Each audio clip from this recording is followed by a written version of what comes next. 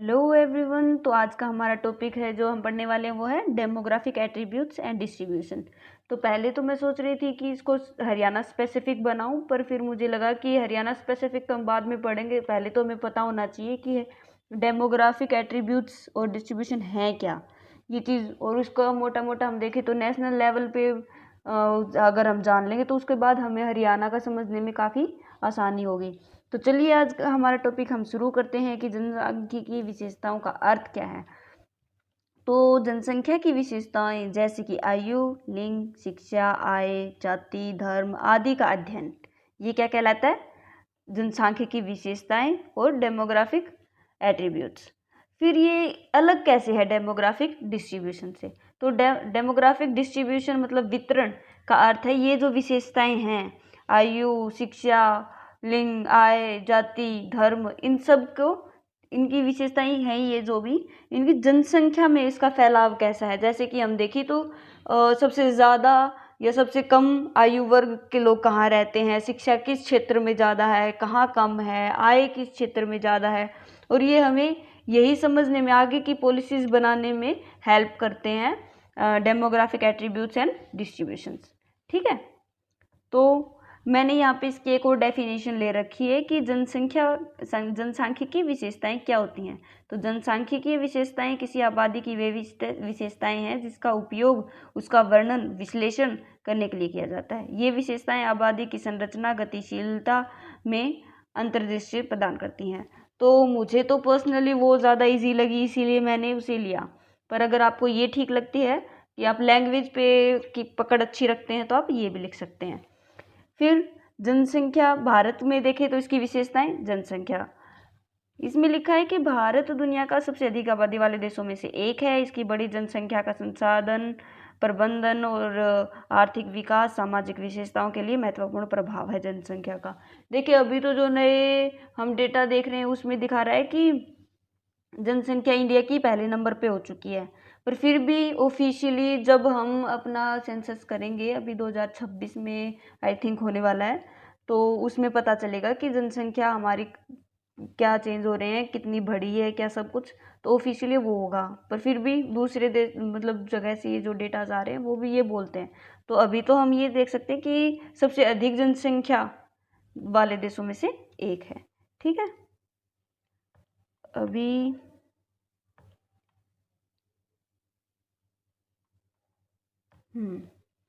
तो आयु संरचना पहला तो इसका हो गया जनसंख्या। फिर जनसंख्या में हम ये डिस्ट्रीब्यूशन में तो ये देख सकते हैं कि भी उत्तर प्रदेश, बिहार और पश्चिम बंगाल, ये वाले जो स्टेट्स हैं यहाँ जनसंख्या ज़्यादा है, जबकि जो छोटे स्टेट्स आप लोगे तो उसमें जनसंख्या कम मिलती है। ठीक है, तो ऐसे एग्जाम्पल्स भी दे सकते हो। तो वो क्या होंगे? वितरण। ठीक है, और ये जनसंख्या जो हम देखेंगे कि भी 140 या 121 मान लेते हैं हम, क्योंकि अभी हमारा नया सेंसस हुआ नहीं है। तो ठीक है, तो वो क्या हो गई हमारी जनसंख्या की विशेषता, और कहाँ कहाँ कितनी है वो सब क्या हो गया? डिस्ट्रीब्यूशन और वितरण। तो अगला हमारा बिंदु है आयु संरचना। भारत में अपेक्षाकृत युवा जनसंख्या पाई जाती है और महत्वपूर्ण अनुपात कामकाजी आयु वर्ग में है ये। मतलब हमारे पास युवा जनसंख्या ज़्यादा है तो हम मानते हैं कि भी हमारा जनसांख्यिकी लाभ होगा, मतलब आर्थिक विकास होगा, क्योंकि कार्यशील जनसंख्या वो होती है, जो युवा जनसंख्या होगी वही कार्यशील जनसंख्या होगी। तो कार्यशील जनसंख्या हमारे पास ज़्यादा है तो हम सोचते हैं कि जनसंख्या की लाभांश हमें प्राप्त होगा इससे। ठीक है, हालांकि इसके लिए शिक्षा रोजगार सृजन में महत्वपूर्ण निवेश भी आवश्यक है। तो ये बोल रहा है कि जरूर, मतलब ये थोड़ी है कि युवा अगर ज़्यादा हैं तो होगा ही। तो युवा अगर हमारे पास ज़्यादा है तो हमें उन्हें शिक्षा ज़्यादा देनी पड़ेगी, उनको रोजगार देना पड़ेगा, तभी इसका फ़ायदा है, वरना तो इसका कोई फ़ायदा नहीं है। ठीक है, फिर थर्ड पे हम देखते हैं तो लिंगानुपात और सेक्स रेशियो। तो भारत में लिंगानुपात ऐतिहासिक रूप से विषम रहा है, मतलब पुरुष जो वो हमेशा ही प्राथमिकता रहे हैं। मतलब पेरेंट्स चाहते हैं कि एक लड़का तो हो ही हो, तो पुरुष हमेशा प्राथमिकता में रहे हैं। तो ये असंतुलन बना रहा है, हमेशा से ही बना रहा है। ओके, फिर अगर हम देखें तो इंडिया का अभी क्या है, 943 पर 1000 अभी चल रहा है, जो 2011 की सेंसस के हिसाब से जो हम मानेंगे। ठीक है, और शहरीकरण, वैसे तो भारत मतलब गांव का देश बोला जाता है, यहाँ ग्रामीण लोग ज़्यादा हैं, पर फिलहाल हम देखें कि ये थोड़ा ट्रेंड चेंज हो रहा है, गांव के लोग शहरों की तरफ ज़्यादा आकर्षित हो रहे हैं। तो भारत तेजी से शहरीकरण का अनुभव कर रहा है, जिससे ग्रामीण क्षेत्रों से शहरी क्षेत्रों में जाने वाले लोगों की संख्या बढ़ रही है। यह प्रवृत्ति बुनियादी ढांचे, आवास और स्वच्छता से संबंधित चुनौतियों का सामना करती है। तो ये बोल रहे हैं कि गांव मतलब शहरीकरण इतना बढ़ रहा है कि लोग वहां से माइग्रेट करके शहरों की तरफ जा रहे हैं। तो वो ठीक है, उनको अगर उनमें अगर कैपेबिलिटी उनमें स्किल है तो उनको एम्प्लॉयमेंट मिलेगा, अच्छी रहने की जगह वो खुद की देख लेंगे। पर आप मानो कि एक मजदूर है, एक लेबरर है, वो लेबर अगर वाली चीज़ें अगर वो वहाँ पे जा रहे हैं तो उनके पास अभी फ़िलहाल क्या है, वो काम की तलाश में गए हैं, उनके पास काम है भी नहीं।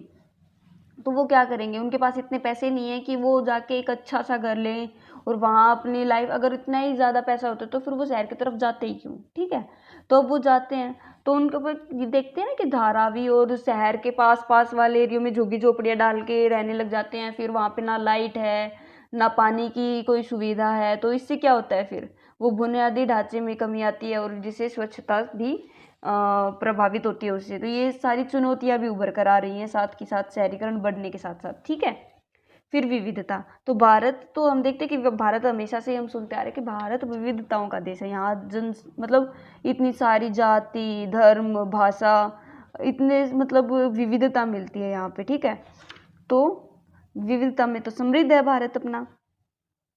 तो इसी के साथ कि क्या बोल रहा है कि यह विविधता देश को समृद्ध करती है, लेकिन सामाजिक सामंजस्य और समावेश से संबंधित चुनौतियां भी प्रस्तुत करती हैं।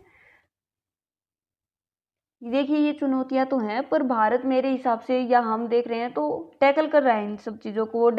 हम अपने इन चीज़ों से परे हटकर अपना काम और शांति बनाए रखने, इन सब पर ज़्यादा ध्यान देना चाहिए। ठीक है, तो विविधता को अगर हमें बनाए रखना है तो हर किसी को अपने चैतन्य से अच्छी तरह से काम करना पड़ेगा। ठीक है, आर्थिक कारक आय वितरण असमान है। शहरी और ग्रामीण क्षेत्रों और विभिन्न सामाजिक समूहों के बीच बड़ी असमानताएं हैं। व्यवसाय वितरण भी बहुत विविध है। इसमें एक बड़ी कृषि कार्यशक्ति और एक बढ़ता सेवा क्षेत्र है। देखिए, ये बोल रहा है कि आर्थिक कारक में हम देखें तो बहुत ही असमान है। शहरों में अलग, ग्राम क्षेत्रों में अलग। ठीक है, ग्रामीण लोग ज़्यादातर क्या है, वो कृषि पर अपनी आजीविका व्यतीत करते हैं। शहरों में क्या है, सेवा क्षेत्र में अधिक करते हैं। पर फिर भी मैं बोलूँगी कि समय के साथ ये ट्रेंड भी चेंज होता है कि गाँव के लोग भी सेवा क्षेत्र की तरफ तेज़ी से बढ़ रहे हैं अभी तो। ठीक है, पर ये व्यवसाय में फिर भी विविधता है। ठीक है, फिर नेक्स्ट आता है शिक्षा। भारत ने साक्षरता दर में सुधार करने के प्रयास किए हैं, लेकिन चुनौतियां बनी हुई हैं, विशेष रूप से ग्रामीण क्षेत्रों में कुछ सामाजिक समूहों में। ठीक है, अगला हमारा बिंदु है वितरण। हम ऊपर क्या पढ़ चुके हैं, अभी हम पढ़ चुके हैं डिस्ट्रीब्यूशन, डेमोग्राफिक एट्रीब्यूट्स। तो अभी क्या पढ़ेंगे, डेमोग्राफिक डिस्ट्रीब्यूशन। तो भारत में जनसंख्या घनत्व में काफ़ी विभिन्नता पाई जाती है। उत्तर प्रदेश और हम देखें कि बिहार जैसे कुछ राज्य हैं जहाँ पर घनी आबादी है, लेकिन वहीं पे हमारे देश के कुछ राज्य जैसे कि अरुणाचल प्रदेश और अन्य राज्य जहाँ की घनत्व कम मिलता है। ठीक है, और जलवायु संसाधनों की उपलब्धता और आर्थिक अवसर जैसे कारक जनसंख्या वितरण को प्रभावित करते हैं। ठीक है, तो इस वितरण को प्रभावित करने वाले कारक,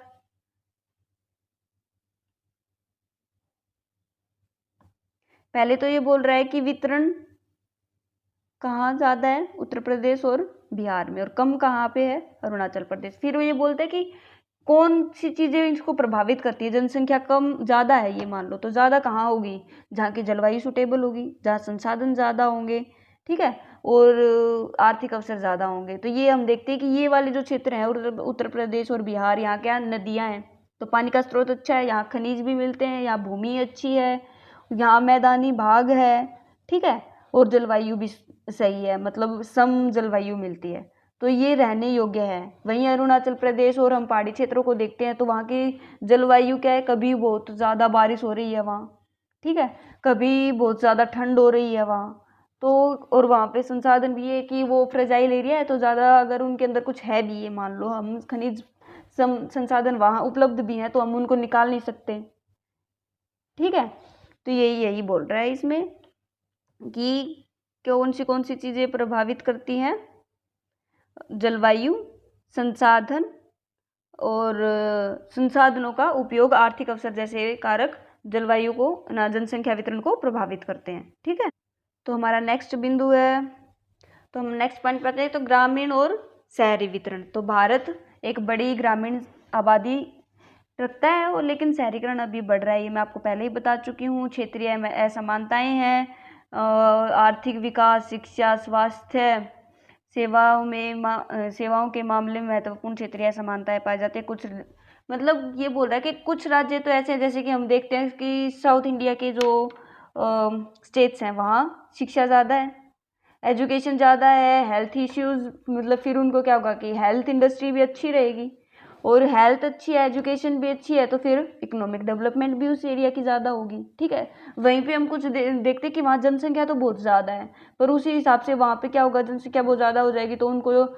एजुकेशन प्रोवाइड करवाना, फिर उनकी हेल्थ केयर रिलेटेड और इकोनॉमिक डेवलपमेंट से संबंधित सारी चीज़ें ये है ठीक प्रकार से हो नहीं पाती। जैसे कि हम देखते हैं कि बिहार और ये देख ले छत्तीसगढ़, झारखंड और उत्तर प्रदेश, तो इन सब में अभी ये पीछे हैं। ठीक है, इसके बाद ये सारे बिंदु हो जाने के बाद फिर हम देखते कि मुख्य क्या समझ क्या आता है फिर हमें। ठीक है, मुख्य विचार क्या बनते हैं फिर इससे हमारे। तो भारत में जनसांख्यिकीय प्रवृत्तियों का इसके भविष्य के लिए महत्वपूर्ण प्रभाव है। इन प्रवृत्तियों को समझना प्रभावी नीति निर्माण और सतत विकास के लिए महत्वपूर्ण है। अब मेरी बात समझ रहे हो, ये बोल रहा है कि क्यों ज़रूरी है इसको समझना, डेमोग्राफिक एट्रीब्यूट्स और डिस्ट्रीब्यूशन को समझना ही क्यों हमें। तो ये एक तो ये समझाता है कि भविष्य के लिए हमें ये पता चल जाता है ना कि किस एरिया में कौन सी चीज़ ठीक नहीं चल रही है, कौन सी चीज़ ठीक चल रही है, या क्या ज़रूरतें हैं वो समझ आने स्टार्ट हो जाती हैं हमें। ठीक है, तो आगे की नीति निर्माण में और सस्टेनेबल डेवलपमेंट के लिए ये सारी चीज़ों के लिए ज़रूरी है। तो संक्षिप्त में हम कहेंगे भारत की जनसांख्यिकी बहुत ही जटिल है और इसे समझना बहुत ही ज़रूरी है। ठीक है, तो एक ये डायग्राम आप ये देखो कि जब हम ये वाला ये बनाएंगे ना, ये कर रहे हैं तो बहुत ही ये चल रहा है कि एक तो हम वो बना सकते हैं, मैप बना सकते हैं कि डेंसिटी पॉपुलेशन के हिसाब से, या फिर एजुकेशन कहाँ है कितनी है इस हिसाब से। फिर एक ये डायग्राम ये बना सकते हैं कि बीच में लिख दे के क्या कौन सी चीज़ें इसमें इसका पार्ट होती हैं डेमोग्राफिक एट्रीब्यूट्स का। तो एक ये बना के सर्कल, और इसके बाद हम दिखा देंगे कि population, sex ratio, density, age, religion, caste, economic development, education, फिर ये सारी चीज़ें। ठीक है, इसके बाद हम आते हैं हमारे हरियाणा वाली पे। ठीक है, कि हमें अब ये समझना है कि हरियाणा में जनसंख्या की विशेषताओं और उनका वितरण कैसा है। पहले तो हरियाणा उत्तर भारत का एक प्रमुख राज्य है। इसकी जनसांख्यिकी संरचना विविध है। यहाँ की जनसंख्या का वितरण, लिंग अनुपात, साक्षरता दर, जातीय संरचना और ग्रामीण शहरी विभाजन महत्वपूर्ण पहलू रखते हैं। ठीक है, तो जनसंख्या, पहली बात तो हम ये देखेंगे कि सबसे पहले हरियाणा में इसके अलग होने के बाद 1971 में इसकी पहली जनगणना हुई। अभी जो लेटेस्ट हुई थी लास्ट 2011 वाली, तो 71 से 11 5 सेंसस ये देख चुका है। ठीक है, तो यहाँ की जनसंख्या टोटल कितनी है अभी 2011 के अनुसार 2.53 करोड़। ठीक है, और ये भारत के कुल 2.09% जनसंख्या रखता है। ठीक है, और 18वें इसका स्थान है जनसंख्या में। फिर आता है घनत्व इसका है 573, और ये देखें तो राष्ट्रीय औसत से अधिक है। ठीक है, इसकी वार्षिक वृद्धि दर कितनी है 1.2%। अब हम देखते हैं कि जनसंख्या, अगर इसका डिस्ट्रिक्ट वाइज हम इसका वितरण देखेंगे तो जनसंख्या फरीदाबाद में अधिक है, गुड़गांव में अधिक है, हिसार में अधिक है। ठीक है, और सबसे कम में देखेंगे तो सबसे कम में कौन सी जाएगी हमारी, पंचकुला और रेवाड़ी। ठीक है, और अभी घनत्व में देखते हैं तो घनत्व में भी फिर यही है कि फरीदाबाद में सबसे ज़्यादा है। ठीक है, और सबसे कम में सबसे अधिक जनसंख्या में कौन सा होगा, फरीदाबाद, भिवानी, ठीक है। और इसमें घनत्व में कितना कौन सा होगा, फरीदाबाद, ठीक है। इसके बाद गुड़गांव भी, और सबसे कम में क्या होगा फिर घनत्व में, सिरसा, ठीक है। फिर हम ये देखते हैं कि यहाँ पे हम रीजन देने लग जाएं कि जनसंख्या, भाई देखा जाए तो फरीदाबाद की जनसंख्या भी ज़्यादा है, वहाँ का घनत्व हम देखते हैं, डेंसिटी देखते हैं वो भी ज़्यादा है, जबकि सिरसा तो उससे बड़ा है ना फरीदाबाद से, तो वहाँ की डेंसिटी इतनी कम क्यों है, जनसंख्या इतनी कम क्यों है। तो एक पहली बात तो सिरसा जो है वो कृषि प्रधान डिस्ट्रिक्ट है, जिला है, और फरीदाबाद है ये औद्योगिक। तो यहीं पे इसका अंतर स्पष्ट हो जाता है कि कृषि प्रधान जो जिले होंगे वहाँ पर जनसंख्या क्या होगी, कम होगी, और जहाँ उद्योग धंधे ज़्यादा होंगे वहाँ पे जनसंख्या अधिक होगी, क्योंकि वो माइग्रेट करके भी दूसरे भी वहाँ जाएंगे, प्लस वहाँ की ग्रोथ को देख के वैसे भी उनके पास सारी सुविधाएं उपलब्ध हैं तो वहाँ की वृद्धि ज़्यादा होगी, ठीक है। तो हमारा अगला बिंदु है लिंगानुपात। तो 2011 में देखें तो 879 पर 1000 थी, और अगर इसका 2001 से हम कंपैरिजन करें तो 2001 में थी 861। तो 2001 और 2011 को हम कंपैरिजन करें तो 2001 के कंपैरिजन में 2011 में बढ़े हैं, तो 18 महिलाएं बढ़ गई हैं। और पर फिर भी अगर इंडिया से हम इसका कंपैरिजन करें तो इंडिया का भी क्या है 943, ठीक है। तो उससे तो ये 64 कम है, ठीक है। तो नेशनल लेवल पे इसका साथ कंपैरिजन किया जाए हरियाणा की लिंगानुपात का, तो वो तो कम है, 64 महिलाएं कम है, ठीक है। पर यही उसका 2001 के और 2011 का कंपैरिजन किया जाए तो वो बढ़ी है, ठीक है। तो हालांकि मतलब ये क्यों हुआ, ये चेंज कैसे हो गया कि 18 महिलाएं बढ़ गई, तो ये बोले कि हरियाणा सरकार भी प्रयासरत है इन चीज़ों के लिए। तो बेटी बचाओ बेटी पढ़ाओ जैसी कुछ योजनाएं हैं जो सरकार लेके आई है, जिससे कि ये बदलाव हुआ है, ठीक है। तो हमारा अगला बिंदु है साक्षरता दर। हरियाणा में साक्षरता दर 76.64% है, जिसमें पुरुषों में साक्षरता दर है जो वो अलग है, ज़्यादा है 85.38%, और फीमेल्स में जो 66.77%, ठीक है। तो अधिक साक्षरता दर वाले कौन से हो गए, गुड़गांव, फरीदाबाद, पंचकुला और अंबाला, और कम वाले कौन से हो गए, नूंह, पलवल, महेंद्रगढ़, ये, ठीक है। अभी मैं ये देखूं कि इसमें भी अगर हम वितरण की बात करें, सेक्स रेशियो में हम बात करें, तो हम देखते हैं कि एजुकेशन में जब हमने पढ़ा तो ये बोल रहा है कि गुड़गांव, फरीदाबाद और ये सब यहाँ की क्या है, एजुकेशन ज़्यादा है, साक्षरता दर ज़्यादा है। पर हम देखते कि ये जो ज़्यादा एजुकेशन में है, पर ये अगर इनका कंपैरिजन करें हम तो लिंगानुपात में ये पीछे हैं, ठीक है।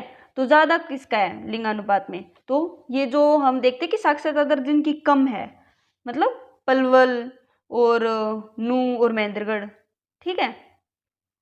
तो लिंगानुपात में नूंह सबसे आगे है अभी, ठीक है। और अगला पॉइंट पे हम चलते हैं, तो शहरी और ग्रामीण जनसंख्या का कंपैरिजन करते हैं। तो हरियाणा, ये भारत की देख लो, क्या भारत गांव का देश है, वैसे ही हरियाणा भी, यहाँ की ज़्यादातर जनसंख्या का है ग्रामीण क्षेत्रों में रहती है। तो 65 पॉइंट मतलब ज़्यादा बड़ी संख्या है वो कहाँ रहती है, ग्रामीण क्षेत्रों में रहती है। तो 65% जो जनसंख्या वो गाँव में रहती है, और 35% शहरों की ओर रहती है। और प्रमुख जो शहरी क्षेत्र है वो हरियाणा में, वो कौन से जिले हैं या बोलो क्षेत्र हैं, शहर हैं, कौन से हैं वो, गुड़गांव, फरीदाबाद, पानीपत, रोहतक, करनाल और अंबाला, ठीक है। फिर अगला हम देखेंगे कि इसका है जातीय और सामाजिक संरचना।